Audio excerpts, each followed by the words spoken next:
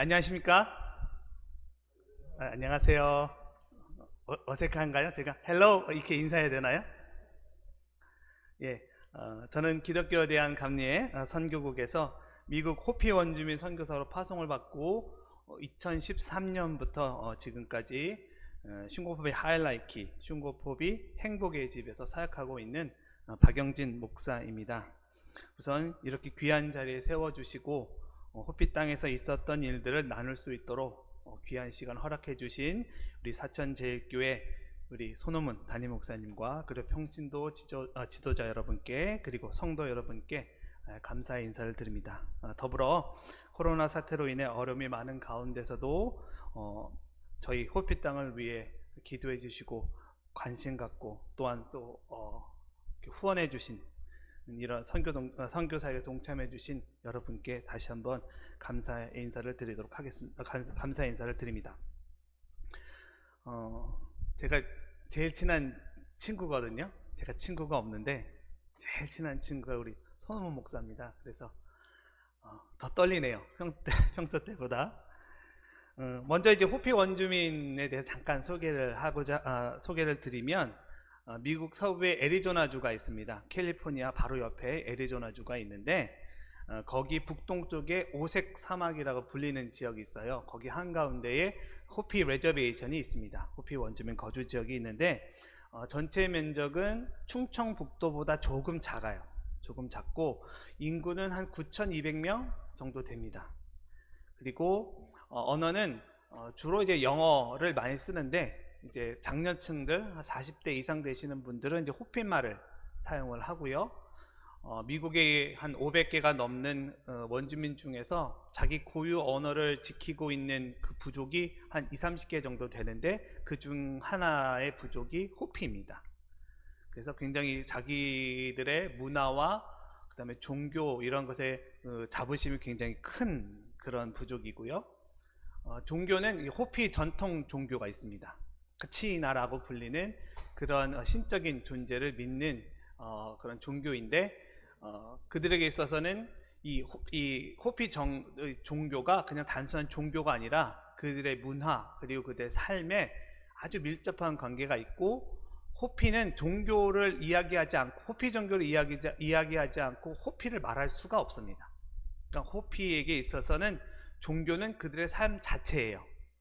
그래서 1년 12달 중에서 그 종교 의식 있죠? 세레머니라고 하는데 그게 없는 게 딱 4월 한 달밖에 없어요. 다 있습니다. 매달 다 종류가 틀리고 지금 7월 말이잖아. 이 7월 달에는 홈댄스라고 해서 그 카치나들이 자기 마을에 있다가 이제 자기 집으로 또 돌아가요. 카치나의 집이 있거든요. 그거를 환송해 주는 그런 의식이 7월 달에 있어요. 호피에서 가장 큰 2개의 절기 중에 하나거든요. 그거 이 7월 달만 되면 이제 마을마다 그 제사 음식 준비하고 그 행사 준비하냐고 바쁩니다. 어쨌든 이제 그런 것들이 주가 되는 그런 부족이에요. 그런데 이 호피에 대해서 말씀드리기 전에 하나 먼저 제가 여러분들에게 말씀드리고 싶은 거는 여러분 중에 이제 제가 미국 선교사, 일단은 호피 원주민 선교사라고 하지만 일단은 제가 미국 선교사잖아요. 그래서 사람들 중에 미국에 무슨 선교사가 필요한가 이렇게 생각하시는 분들이 많습니다. 저도 처음에 그 선교사로 파송받기 전에 그 다른 지역들 뭐 이슬람이라든가 뭐 저쪽 아프리카라든가 이런 데 가시는 분들은 그 심사하시는 분들이 막 기도해 주세요. 어려운 데 간다고. 근데 저희는 미국 간다고 하니까 영어 해봐. 딱 이 반응이에요. 거기 왜 가냐 이거예요. 미국에 무슨 선교사? 생각해 보세요. 전 세계에서 가장 선교사를 많이 파송한 나라 미국입니다. 미국의 큰 교회들이 얼마나 많은데요. 마을마다 교회 없는 데가 없습니다. 그런데 무슨 선교사가 필요할까? 그런데 우리가 미국의 역사를 보면 미국이 어떻게 세워졌는가 역사를 딱 살펴보면 답이 나와요. 1700년도에 이제 영국 이민자들이 이렇게 넘어오잖아요. 우리가 잘 알고 있는 메이플라워 타고 넘어오잖아요. 그리고 그 영국에서뿐만 아니라 유럽의 열강들이 이 아메리카 대륙을 탁 들어와서 탐험해 가면서 점점 점령해 나갑니다. 그런데 그 땅에 이미 원주민들이 살고 있었어요. 살고 있는데 그 땅에서 살려면 어떻게 해야 돼요? 이주민들이 몰아내야 되잖아요. 싸워야 된단 말이에요. 그래서 밀려 나가던 원주민들, 그리고 저도 이제 많이 봤던 서부 영화 보면 항상 나쁜 놈으로 나오는, 적으로 등장하는 사람이 누구냐? 원주민들이에요. 그렇죠? 항상 보면 백인들은 막 선하고 착한 사람인 것 같고, 근데 막 그 사람들이 막 땅을 개척해 나가는데 막 공격해 들어오면 원주민이고, 실상은 정반대죠. 잘 살고 있는데 갑자기 저쪽에서 막 총 들고 와서 막 빵빵빵 쏘면서 여기 우리 땅 이러면서 그 땅을 차지해 나가는 거예요. 그 당시에 서쪽에서 금이 난다고 하니까 너도 나도 그냥 금 찾으러 막 가잖아요. 가다가 원주민 만나면 다 죽이는 거예요. 근데 그 당시에 원주민은 사람이 아니었습니다. 어른 성인 남자를 빵 쏴서 죽여서 머리 가죽을 벗겨가요. 그래서 이거 현상금 주는 데로 가져다 주면 그 당시 돈으로 $5 줬습니다. 지금으로 따지면 한 50만 원, 60만 원 된 돈일 거예요, 아마. 젊은 여자를 죽이잖아요? $3 줬습니다. 아이나 노인을 죽여오면 $1를 줬어요. 사람이 아니고 그냥 죽이면, 그래서 머리 가죽을 벗겨서 가져가면 돈 주는 거예요. 원주민을 죽였다고 해서 처벌받는 사람은 없습니다. 마땅히 죽어도 된다고 생각했던 게 당시 백인들이었어요. 그런데 그 백인들에게 종교가 있죠. 뭐예요? 기독교죠. 원주민들에게 있어서 기독교는 백인의 종교입니다. 이해가 되시죠? 그러니까 자기네들 전통 종교가 있는데 백인들이 와서 예수 믿으라고 하는 거예요. 원주민들에게 있어서 기독교는 백인들의 종교입니다. 그래서 어떤 원주민은 사형당하기 직전에 그 주장인데, 너 예수 믿으면 살려주겠다. 그때 그 주장이 얘기해요. 내가 예수 믿으면 당신처럼 천국에 갈 수 있습니까? 그랬더니 거기다 사제가 그럼 지금이라도 예수 믿는다고 하면 천국 가지. 그랬더니 그 주장이 뭐라고 했는지 아세요? 당신이 거기에 있다면 그것이 천국일 리가 없습니다. 이게 원주민들이 생각한 기독교였던 거예요. 그러니까 원주민들에게 있어서 기독교는 백인들의 종교에 우리가 알고 있는 그런 종교가 아니라 자기들을 박해하고 자신들을 죽이고 자신들을 어렵게 만드는 그 백인들이 믿는 종교예요. 그러니 그들 가운데 복음이 전해졌다고 해서 그들이 막 복음이구나 이렇게 생각하겠어요? 근데 여러분, 복음의 능력이 없습니까? 있죠? 없습니까? 있어요. 저와 여러분이 증거 아닙니까? 예수 믿고 우리가 천국의 소망을 갖고 내가 진짜 구원받았구나, 여러분들이 느끼고 여러분들이 경험하시지 않았습니까? 그게 원주민이라고 다르겠어요? 똑같아요. 그들 중에도 진짜 예수를 만나는 사람들이 변화되고 바뀐 사람들이 있어요. 근데 문제는 뭐냐? 머릿속에 기존에 갖고 있던 선입관이 그렇게 무서운 거예요. 기독교는 백인들의 종교인데 원주민들은 백인들을 거짓말장이라고 생각합니다. 지금도 거짓말장이라고 생각해요. 백인들하고 협력을 안 합니다. 백인들이 와서 우리가 도와줄게 해줄게 하면 분명히 지금은 우리를 도와주는 것 같지만 분명히 우리를 속여서 뭔가 가져가려고 그런 걸 거야, 이렇게 생각을 해요. 그러니까 복음을 전해도, 이 사람들에게 기독교에 대해서 전해도 일단은 교회 나쁜 데야 이렇게 생각하니까 전하고 복음의 능력이 있어도 받아들이지 않으니까 아무 소용이 없는 거예요. 그들에게 복음 필요한 건 분명한 사실 아닙니까? 그렇죠. 호피 종교로 못하는 부분들이 분명히 있어요. 그것 아는 분들이 있습니다. 호피 종교로 안 되는구나. 그래서 예수 믿고 구원받고 교회 다니는 분들 계셔요. 그런데 극소수예요. 사실 강릉도 지금은 좀 많이 바뀌었지만 제가 20년 전에 여기 강릉에서 저도 있었거든요. 단오제하고 저쪽 바닷가 쪽은 용왕 섬기고 삶에 밀접하니까 그 당시만 해도 뭐 기독교 그 복음률이 뭐 2% 3%밖에 안 됐던 것이 강릉 아니었어요? 거기도 거의 1%도 안 됩니다.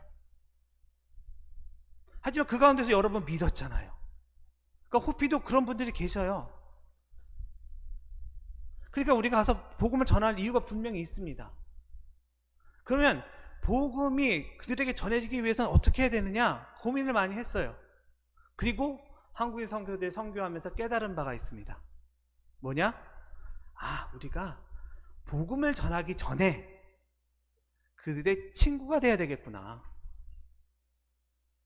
여러분, 제가 얘기했죠. 제일 친한 친구라고요. 손호문 목사님이 저한테 뭐 얘기하면 제가 믿을까요? 안 믿을까요? 믿어요. 이게 맛있다고 맛있는 거고 이게 좋은 거라면 좋다고 생각합니다. 만약에 제가 예수를 안 믿는 사람인데 손호문 목사님 저한테 복음을 전했어요. 그럼 제가 귀 기울여 들을까요? 안 들을까요? 당연히 귀 기울여 듣죠. 내가 제일 친한 친구가 얘기하는데. 근데 여러분 주변에 그 좀 사기꾼 같은 사람들 있죠? 그런 사람들이 와서 내가 예수를 안 믿는데 그런 사람이 와서 예수 믿으면 구원받아, 예수 믿으면 복받아 그러면 그 소리가 귀에 들어올까요? 안 들어올까요? 안 들어오잖아요. 똑같은 거예요. 호피도 마찬가지는 왜 저희가 그곳에 들어가 사느냐? 살아야 그들과 친구가 되죠. 그러니까 복음을 전하는 데 있어서 복음이 사실은 제일 키포인트, 제일 중요한 부분이긴 하지만 복음을 어떻게 전하느냐가 사실 더 중요합니다. 여러분 가까운 지인에게 복음을 전할 때 내 삶이 정말로 그냥 다른 사람이 보더라도 손가락 받을 만한 그런 삶을 살고 있다면 그 사람에게 제가 복음을 전하는데 그 사람이 그게 진짜 내가 예수 믿어야 되겠구나 이런 생각이 들겠습니까? 그게 안 되는 거예요. 그래서 저희 그곳에 살고 있는 저 선교사들 저희들이 갖고 있는 목표는 첫 번째 목표는 친구가 되는 겁니다. 호피 분들도 보면 알아요. 그런데 확실한 건 보세요. 저를 보면 일단 거부감이 덜 들어요. 백인이 아니잖아요. 그렇죠? 백인도 아니고 보면은 비슷하게 생겼죠.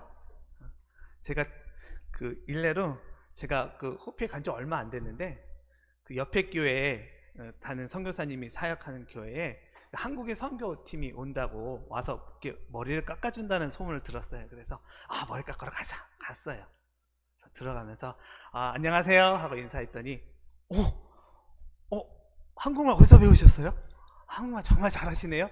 그러는 거예요. 그래서 저 한국 사람인데요 뭐 얘기했더니 그러시냐고. 이런 게 도움이 됩니다. 일단은 백인이 아니잖아요. 그러니까 한국인이 왜 굳이 거기까지 가야 되냐? 일단 백인보단 나아요. 생긴 게 비슷하거든요.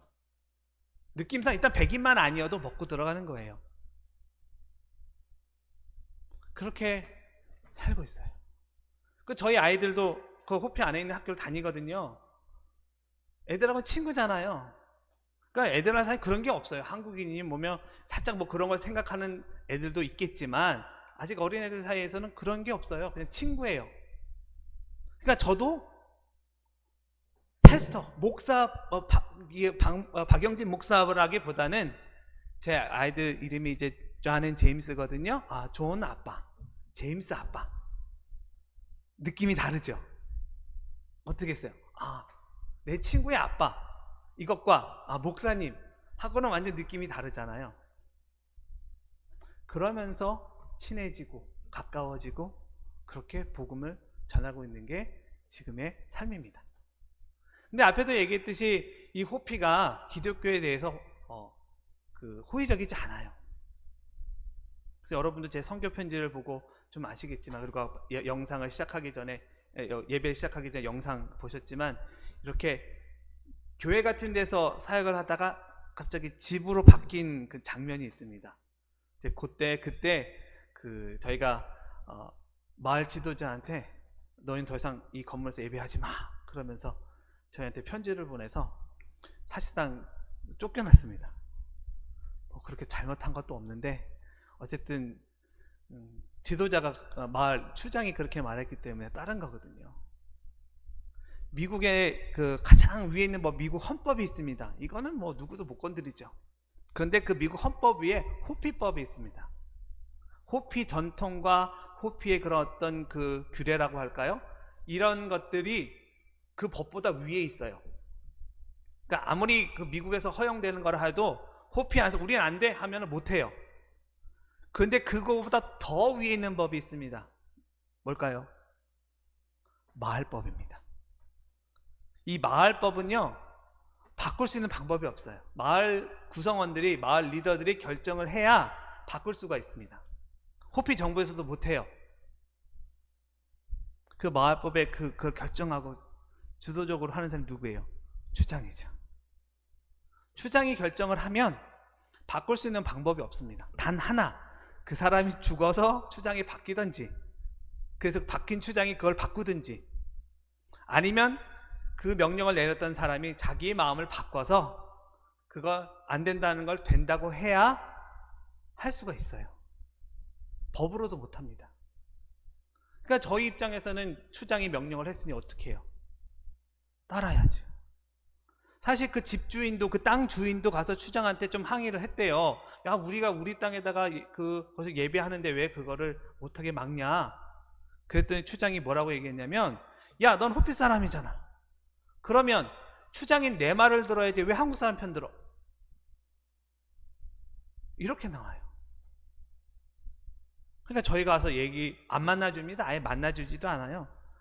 지금 우리 그 세레모니 해야 되는데 가서 기도해야 돼. 그러면 부정 타면 안 된다고 생각하고, 외부인 만나면 부정 탄다고 생각하거든요. 그렇게 두세 달 가서 기도한다고 안 만나줘요.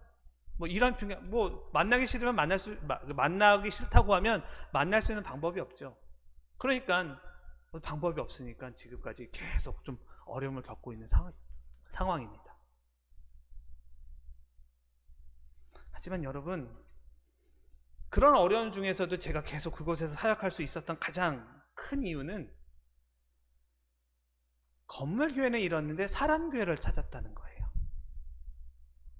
건물 있을 때 거기서 제가 나름 저희도 가서 여기서 무슨 사역을 할까 많이 고민도 했고, 그래서 여름에는 그 여름 성경학교도 하고 마을의 여러 봉사 같은 것도 아니면 그런 것도 돕고 그러면서 한 3년 반 동안 사역했어요. 그러면서 이렇게 하면 되겠다 막 그렇게 생각을 하고 또 그런 일들을 막 하고 있었어요. 근데 그걸 하면서 이제 어떻게 하면 더 좋은 방향으로 나아갈 수 있을까? 어떻게 하면 더 잘할 수 있을까? 막 그래서 제가 나름대로 이것저것 해봤어요. 그래서 기도회도 모여봅시다, 모두 해봅시다 이렇게 했는데 안 되는 거예요. 한 몇 주 하다가 오늘은 무슨 일이 있어서 어디 가야 돼요, 뭐 해야 돼요, 모이질 않은 거예요. 모이지 않으니 어떻게 모임이 되겠습니까? 그랬는데 교회가 탁 없어지고 나니까, 목사님 예배해야 되지 않아요? 꼭 교회가 있어야지만 예배하는 거 아니잖아요. 목사님 집에서 예배하면 어때요? 마침 그래도 저희 집이 조금 커서 그래요, 우리 집 와서 예배해요.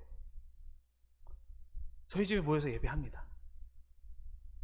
그런데 예배만 하니까 더 다른 것도 기도회도 합시다.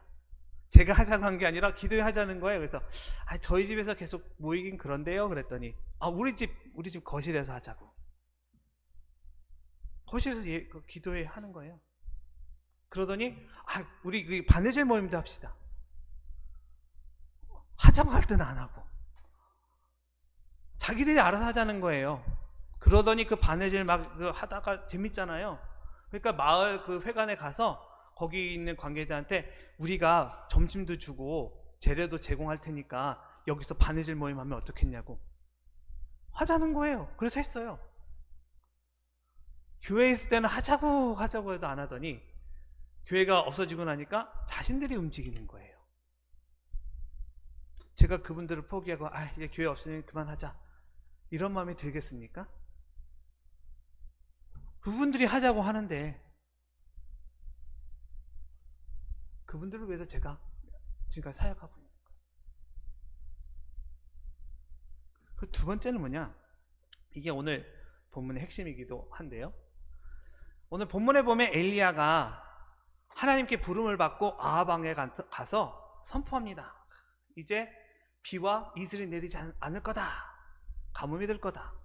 당시 아합 왕이 섬기던 신은 바알입니다. 그리고 아세라예요. 바알은 비의 신이고 아세라는 땅의 신입니다. 그래서 비가 내리면 땅에서 그 풍성한 곡식들이나 열매가 맺어진다. 이게 가나안 신앙이거든요. 바알이 바로 이 비의 신, 이슬의 신, 번개의 신이에요. 다시 얘기해서 이 엘리야가 선포한 거는 너가 믿는 바알 가짜야 하는 내용입니다. 얼마나 그 대단한 그런 충격적인 그런 선언입니까? 그것도 바알을 믿고 있는 왕인데, 왕 앞에 가서. 그런데 아합 왕에게 딱 뭔가 좀 하려고 딱 했던 엘리야에게 하나님께 주신 말씀이 뭐예요? 그리 시냇가로 도망가라, 가서 숨어라, 이겁니다. 갔어요. 갔더니 하나님께서 까마귀를 통해서 먹이셨습니다. 기다렸어요. 또 하나님 무슨 명령을 주시겠지. 근데 그 다음 명령은 뭐예요? 더 멀리 도망가라는 거예요. 저기 시돈 지방, 이게 이방인 땅이죠. 시돈 지방 사르밧으로 가라는 거예요. 더 멀리 갔습니다. 갔더니 하나님 말씀하신 대로 한 과부가 있는데 만나서 그 과부가 그래, 내가 가지고 요만큼인데 이거 먹고 죽으려고 합니다. 그랬더니 엘리야가 그거 나 달라. 그래서 엘리야가 그거 먹고 다음 하나님 명령이 있을 때까지 그 사르밧 과부의 집에 있습니다. 그 3년 반 동안 엘리야가 뭐 했냐? 그 과부의 아들 살려준 사건 딱 하나 빼고는 한 게 없어요. 좀 다르게 얘기하면 3년 반 동안 놀았어요. 하나님의 명령을 안 주시니까, 말씀을 안 주시니까. 그런데 그 와중에도 엘리야는 하나님이 자신을 통해 하실 일이 있음을 분명히 믿었습니다. 어떻게 믿을 수 있었을까요? 그에게는 확실한 증거가 있었기 때문에 그렇습니다. 그 증거가 뭐죠? 매일같이 주어지는 조금의 가루와 조금의 기름이었습니다. 하나님께서 사르밧 과부의 집에 머물라고 했을 때 한꺼번에 어마어마하게 많은 그런 가루, 밀가루와 기름을 이 사르밧 과부에게 준 거예요? 아니었어요. 먹고 났더니 다음날 또 있는 거예요. 먹고 났더니 또 있는 겁니다. 매일같이 주어지는 그 음식을 먹으면서 엘리야는 분명히 확신했습니다. 하나님이 먹이시니 아직 나에게 사명이 남아있고 내가 하나님 명령하실 때까지 기다리리라. 의심하지 않고 흔들리지 않고 그 믿음을 쭉 지켜나갈 수 있었던 겁니다. 제가 왜 어떻게 해서 호흡해서 계속해서 그렇게 보낼 수 있었느냐? 저도 똑같이 경험을 했거든요. 교회가 어려워진 지 4년 됐습니다. 코로나로 인해서 여긴 그래도 예배에 모였잖아요. 비대면이라도 하잖아요. 아예 저희는 집합 금지입니다. 모이질 못해요. 저희 가족끼리 1년 넘게 예배했습니다. 모이면 허락이 안 되니까요. 근데 그게요, 보세요. 교회 잃어버렸죠. 표현은 그렇지만 교회 잃어버렸죠. 또 코로나 때는 저희들끼리 예배하잖아요. 신방도 못합니다. 괜히 다른 집에 갔다가 혹시라도 그 집에 무슨 일이 생기면 다 누구 책임이에요? 한국 사람 책임됩니다. 잘못하면 그냥 쫓겨나는 거예요. 아무 데도 못 가요. 집에만 있는 겁니다. 1년 넘게. 그러면 솔직히 계속 이렇게 살아야 되나 싶은 생각도 들어요. 그리고 다들 어렵잖아요. 다들 코로나 이런 어렵잖아요. 근데 저희는 집에 가만히 있어요. 그러니까 어떻게 보면 별로 안 힘들어요. 할 일이 없으니까 그냥 집에 있는 거예요. 아무 일 안 하니까 편하죠. 마음은 편한데, 그러니까 몸은 편한데 마음이 불편하죠. 이렇게 지내야 하나? 이렇게 있어야 하나? 교회 이름 잃어버린 거에 대한 그 죄책감, 그 자책감도 있고, 또 다른 사람은 다 이렇게 힘들게 이렇게 열심히 살면서 그렇게 지내고 있는데 이렇게 그냥 놀고 먹어도 되나? 이런 생각이 있었어요. 근데 제가 이 말씀을 깨달았습니다. 제가 또 아내한테도 그 얘기했는데, 하나님께서 먹여주시고 입혀주시는 한 있자. 하나님이 이곳에 보낸 이유가 있을 거고 지금까지 먹여주셨으니 하나님께서 먹여주시면 있자. 여기 계속 살자. 먹여주시는데 하나님이 여기 있으라고 우리에게 계속 먹여주시는데 있자. 정말로 제가 교회 잃어버리고 난 뒤에도요, 끊임없이 계속해서 저를 후원해 주시는 교회들이 계속 후원해 주셨어요. 사천제일교회도 마찬가지 아닙니까? 지난 8년 동안 변함없이 저를 후원해 주셨어요. 여러 교회들이 저 한 사람을, 저의 가족을 위해서 계속해서 먹여주신 거예요. 코로나 터졌잖아요. 다 힘들잖아요. 멀리서 한 10시간씩 차에다 큰 트럭에다가 짐 다 싣고 한 10시간씩 옵니다. 저도 한 5시간, 6시간 가서 중간에 만나가지고서 그분들이 김치며 쌀이며 한 트럭씩 갖다 주세요. 그거 들고 들어와서 그 안에 살고 있는 선교사들 나눠주고 그거 먹었습니다. 선교사님 힘들지요? 그러면서 안에 있던 더 많은 교회들이, 더 개인들이 와서 후원해 줍니다. 목사님 힘드시죠? 세상은 몸은 안 힘든데 아무 일도 못하고 있는데도 혹시라도 그곳에 살고 있는 저희가 마음 힘들어 할까봐 자기들도 힘든데 먹여주고 입혀주고 계셨던 거예요.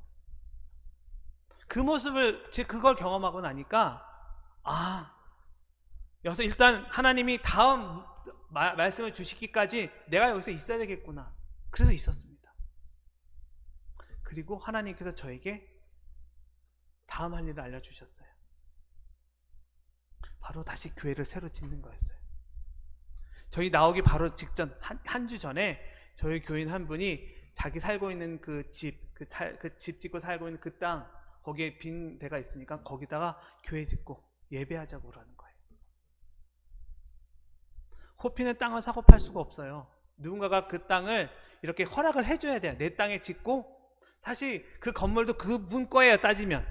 그런데 어쨌든 간에 이 땅에서 여기다가 예배당 짓고 다시 예배합시다.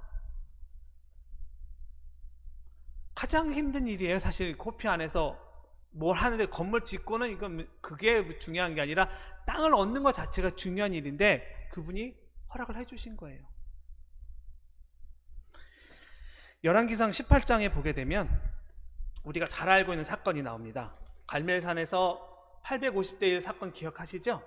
850명의 바알과 아세라 제사장들과 엘리야가 붙는 대결하는 장면이 나옵니다. 네, 거기 18장 30절에 보면 이렇게 기록되어 있습니다. 엘리야가 모든 백성을 향하여 이르되 내가 내게로 가까이 오라. 백성이 다 저에게 가까이 오매 저가 무너진 여호와의 단을 수축하였다. 그렇게 되어 있습니다. 하나님께서 엘리야에게 주신 그냥 단순히 그냥 제사 이 싸움이 아니라 무너진 단을 다시 세우는 것. 무슨 뜻이에요? 예배를 회복하는 것. 백성들에게 이제 하나님께 예배를 해야 된다라는 것, 그것을 하나님께서 보여주시기 위해서 엘리야를 들어 사용하신 거예요. 그리고 그것이 이루어졌죠. 12개의 돌로 단을 쌓고 그 위에 나무를 올리고 재물을 올리고 물을 부었습니다. 하늘에서 불이 내려서 다 하나님 받으셨어요. 예배가 회복된 거죠. 저도 이 말씀 보면서 그렇구나. 여기다가 단을 쌓으라는 거구나. 예배를 회복하라는 거구나. 이것은 하나님이 하실 일이겠구나. 분명히 확신하고 믿게 되었습니다. 그리고 와서 많은 분들이 기도해 주십니다. 그리고 도와주시면서 목사님 하실 수 있어요. 이건 하나님이 하신 일입니다.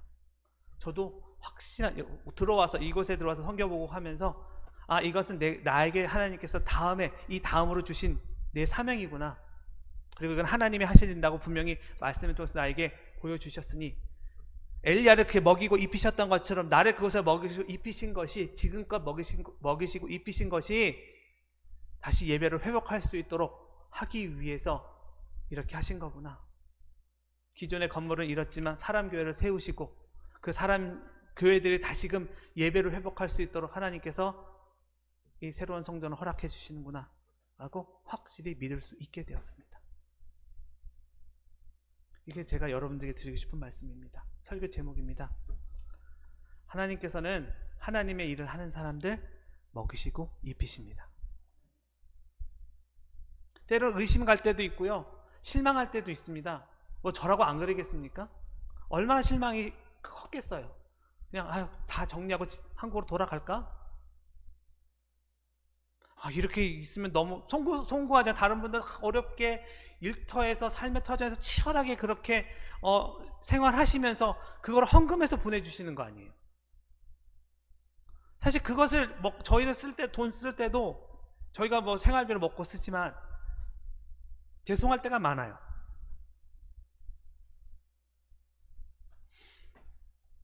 하지만 분명한 것은 하나님이 입혀주시고 먹여주시면 그것은 아직까지 제게 사명이 남아있다는 것, 할 일이 남아있다는 증거라는 것을 저는 말씀을 통해서 깨닫게 되었고 여러분들에게 이것을 전해드립니다.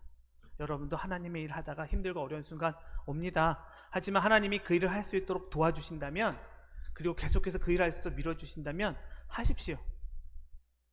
하나님이 분명한 증거로 보여주십니다. 제 친구 목사님은 처음에 강릉 와서 어려웠던 일들 다 알죠. 그거 다 지나오면서 교회 건축하는 거, 여기 그때 입당식이었나요? 봉헌식이었는데 그것까지 제가 보고 나갔거든요. 갔다 와서 이 교회 모습을 보면서 얼마나 정말로 감사했는지. 선호 목사님 여기서 17년, 말이 17년이죠. 얼마나 자랑스러운지 몰라요. 힘들고 어려운 순간 분명히 있었을 거예요. 그래도 하나님께서 인도하시니까, 밀어주시니까 하고 계시잖아요. 그 목사들만 그러겠습니까? 여러분도 마찬가지예요. 여러분의 삶의 자리, 여러분의 일터, 여러분이 하시는 일, 그것이 하나님께서 여러분에게 맡겨주신 사명입니다. 여러분이 있는 그 자리가 그게 선교지예요. 제가 있는 호피만 선교지가 아니라 여러분이 계신 그곳이 선교지입니다. 그곳에서 여러분이 헌신하고 충성하면 여러분을 통해서 하나님께서 역사하시는 거예요.